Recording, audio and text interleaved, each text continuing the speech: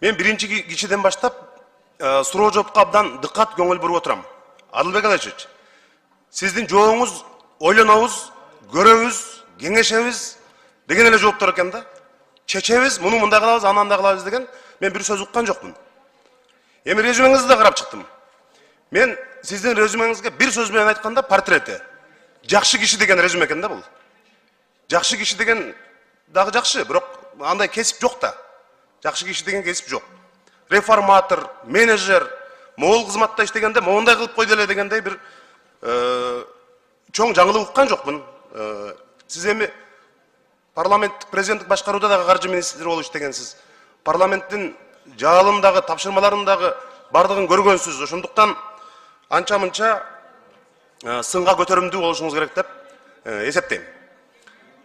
Сиздин мурдагы жетекчиңиз кызматтан кетти.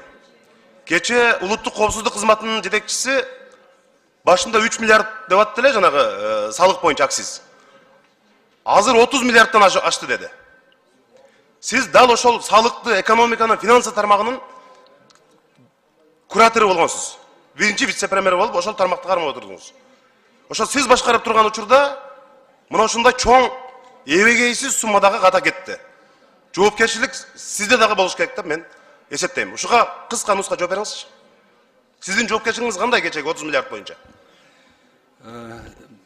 Салык органдары боюнча чындыгында абдан көйгөйлүү жаман окуя болду. Мен сиз менен макулмун, Жанар Кубаныч. Анан мен муну карап көрөлү, тигини мында көрөлү деп айткан жокмун. Мен конкреттүү түрдө цифраларды, ошолорду аткарабыз. Ошолорду аткаруу үчүн бардык күч кубатыбызды жумшайбыз деп. Реформалар боюнча жана мен айтып кеттим. Şu салык системасын азыр эми мына мен өзүм түздөн түз салык органдарын кароого мына мүмкүнчүлүгүмдү алдым.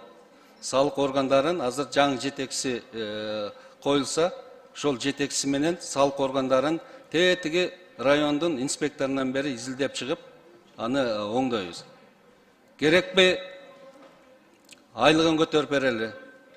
Керекпи жанакы автоматизация маселелерин дагы кандайдыр бир социалдык маселелерин чечип берели да, бирок салыкчы болуп жүргөндө мындай кандайдыр бир бирдемени алганга мүмкүнчүлүк түзбөшүбүз керек да. Ошон үчүн аларга жакшы айлык маянасында түзүп беришибиз керек. Мага Садыр Нуркожоевич дагы бул тапшырманы берди. Салык органдарын өз калыбына келтирүү боюнча. Муну азыр түздөн түз мен буга киргенге мүмкүнчүлүк алдым. Мен толугу менен бул салык органдарын карап чыгам өзүм.